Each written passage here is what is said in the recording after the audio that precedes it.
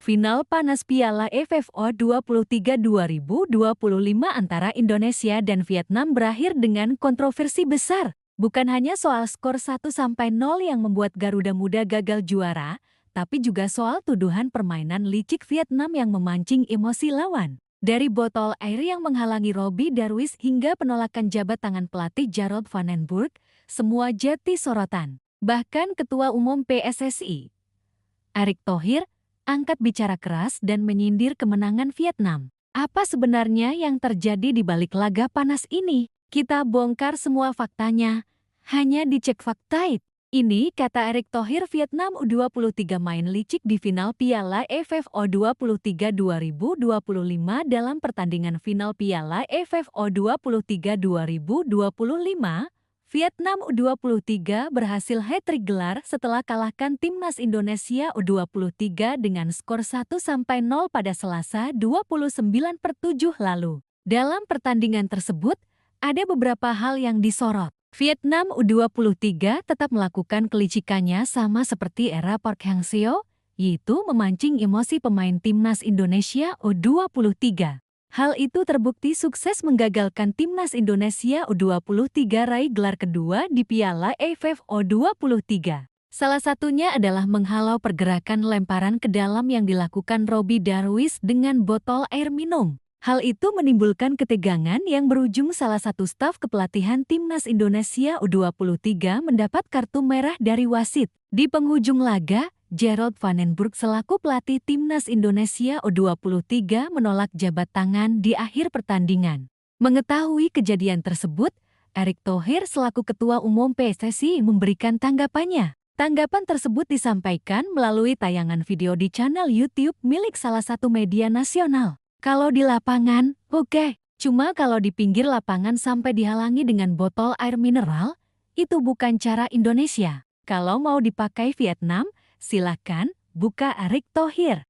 Dan kejadian itu viral di mana-mana. Kalau saya sih, malu. Kalau saya sebagai pemimpin mendidik tim saya untuk menghalalkan segala cara, saya tidak mau menjadi bagian dari itu, sindirnya atas kemenangan Vietnam U23. Saya ingin menjadi tuan rumah yang baik. Kita bermain yang baik dan juara dengan bersaing secara sehat. Bukan juara karena kecurangan, tegasnya. Kami juara SEA Games 2025 pun bukan hasil kecurangan, dan saya turun ke lapangan itu tujuannya bukan memprovokasi para pemain, tambahnya. Setelahnya, Erick Thohir menyebut bahwa dirinya turun ke lapangan untuk menenangkan pemain agar tidak semakin terprovokasi. Final panas Piala AFF U23 2025. Indonesia vs Vietnam antara sepak bola dan kontroversi.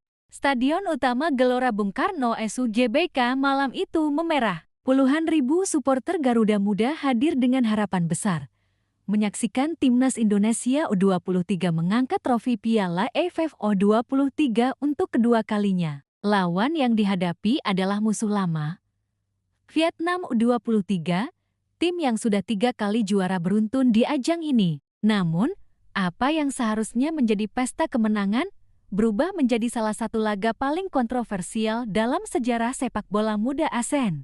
Sejak peluit pertama ditiup wasit, ritme permainan sudah terasa berat. Vietnam, di bawah arahan pelatih Kim Sang-sik, tampil dengan strategi yang sangat terstruktur, bertahan rapat, transisi cepat, dan satu hal yang banyak diamati memancing emosi pemain lawan. Bagi penggemar lama, gaya ini tidak asing. Dari era Park Hang-seo hingga sekarang, Vietnam dikenal cerdas memanfaatkan momen-momen kecil untuk mengganggu konsentrasi lawan. Sentuhan kecil di luar kontrol wasit, provokasi verbal, hingga menghentikan ritme permainan dengan gestur atau aksi di pinggir lapangan.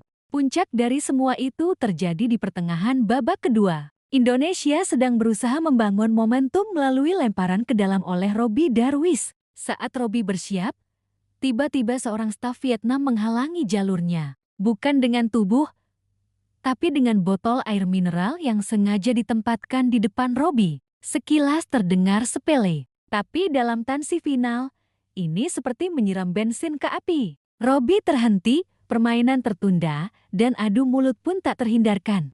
Hasilnya, salah satu staf kepelatihan Indonesia mendapat kartu merah. Vietnam mungkin kehilangan fair play, tapi mereka sukses memutus aliran energi Garuda Muda. Di tengah emosi yang memuncak, fokus pemain Indonesia sempat goyah. Kesalahan kecil di lini tengah membuat Vietnam melakukan serangan cepat. Umpan silang tajam disambut sundulan keras ke gawang Indonesia. Skor berubah menjadi 1-0 untuk Vietnam dan bertahan hingga akhir laga. Ketika peluit panjang berbunyi, euforia meledak di kubu Vietnam. Sebaliknya, kekecewaan membuncah di kubu Indonesia. Pelatih Jarod van den Burg, yang biasanya tenang dan kalem, kali ini terlihat sangat marah. Saat pertandingan usai, ia memilih untuk tidak berjabat tangan dengan pelatih Vietnam. Bagi van den Burg, kejadian botol air bukan sekadar insiden kecil, melainkan bentuk provokasi yang merusak esensi sportivitas. Ketua Umum PSSI Erick Thohir tak tinggal diam. Dalam sebuah video yang diunggah salah satu media nasional, Erick memberikan pernyataan tegas, "Kalau di lapangan, oke. Cuma kalau di pinggir lapangan sampai dihalangi dengan botol air mineral, itu bukan cara Indonesia. Kalau mau dipakai Vietnam, silakan. Kalau saya sih, malu." Erick juga menegaskan, ia tidak ingin Indonesia menang dengan cara licik. "Saya ingin menjadi tuan rumah yang baik. Kita bermain yang baik dan juara dengan bersaing secara sehat, bukan juara karena kecurangan." Ia bahkan mengungkap bahwa saat turun ke lapangan di akhir laga, tujuannya adalah menenangkan pemain, bukan memprovokasi. Media nasional Indonesia ramai menyoroti aksi botol ini. Banyak headline yang menyebut Vietnam menang dengan cara kotor, sementara sebagian analis mencoba melihatnya dari sudut pandang taktik, memanfaatkan celah psikologis lawan. Di Vietnam, media lokal justru memuji kecerdikan tim mereka. Bagi mereka, itu bagian dari permainan mental yang sah selama tidak melanggar aturan tertulis.